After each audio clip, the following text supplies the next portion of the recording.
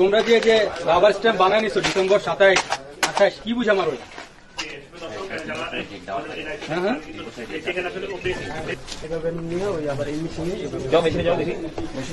আমরা মোটা দাগে বলতে পারি যে এই ধরনের জিনিসপত্র ব্যবহার করা বিপজ্জনক এবং এই ধরনের জিনিস আমাদের প্রজন্মের পর প্রজন্মকে ধ্বংস করে দিবে।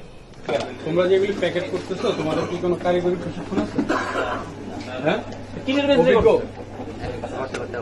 করতে কারিগরি কোনো প্রশিক্ষণ নেই, এদের না আছে লাইসেন্স, না আছে পারমিশন, না আছে কিছু। একটা প্রসেস দেখা যাও মেশিনে যাও দেখি। এই যে 2 টন সালফেট এই মালটা আসছে কয় তারিখে? সবগুলো রাখা হয় না তো, কিছু রাখছি কিছু কিছু নাই। কেন?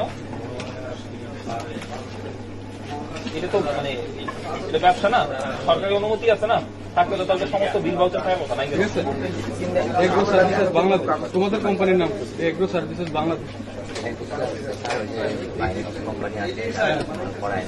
আরে বেটা তুমি তোমার কোম্পানিতে প্যাকিং করতেছো, তোমার কোম্পানির নাম কই? তোমার যদি সার্টিফিকেট থাকে সবই থাকে, তোমার কোম্পানির নাম নেই কেন? এই এগ্রো সার্ভিসেস বাংলাদেশটা আরেকজনের এটা ড্যামরার সারুলিয়ার একটি জায়গা। আমরা এখানে আজকে একটি গোপন সংবাদের ভিত্তিতে এখানে একটি অভিযান পরিচালনা করি। মূলত এটা একটি সারের কারখানা যেটা অবৈধভাবে প্রস্তুতকৃত এবং এখানে বাজারজাতকরণ করা হচ্ছে। আপনারা অলরেডি দেখেছেন, আমরা অলরেডি জিনিসটা আপনাদেরকে আইডেন্টিফাই করে দেখেছি যে এখানে বিভিন্ন মোড়কে বিভিন্ন ধরনের সার চীন থেকে আমদানি করা হয়, বাজারজাত করা হয়, প্রস্তুত করা হয় এই নাম দিয়ে অন গ্রাউন্ডে এখানে এই বিষ এবং এই কারখানায় এই সারগুলোকে তৈরি করা হচ্ছে, যেগুলোর কোনো সদুত্তর কিংবা কোনো কাগজ কিংবা কোনো অনুমতি কোনো কিছুই এই কারখানায় যে বিদ্যমান ম্যানেজার এবং এর সাথে সংশ্লিষ্ট যারা কর্মচারী আছে তারা দেখাতে পারেননি। এবং এখানে যদি আপনারা একটু লক্ষ্য করে দেখেন যে এখানে বিভিন্ন কোম্পানির বিভিন্ন ধরনের আপনার প্যাকেটজাত দ্রব্য রয়েছে, যেগুলোর অনেক ঠিকানাই বাংলাদেশের না, আর্জেন্টিনা, ইংল্যান্ড, এবং এই বিষয়গুলো এখানে ছাপানো হয়। এই জিনিসগুলো মূলত এখানে তৈরি করা হয় এবং প্রান্তিক পর্যায়ে আমাদের বিভিন্ন গ্রামে যারা কৃষক আছেন, যারা কৃষি জমিতে কাজ করেন, তাদের কাছে এগুলো বিভিন্ন দেশের বলে উন্নত মানের বীজ, সার এসব বলে বিক্রি করা হচ্ছে।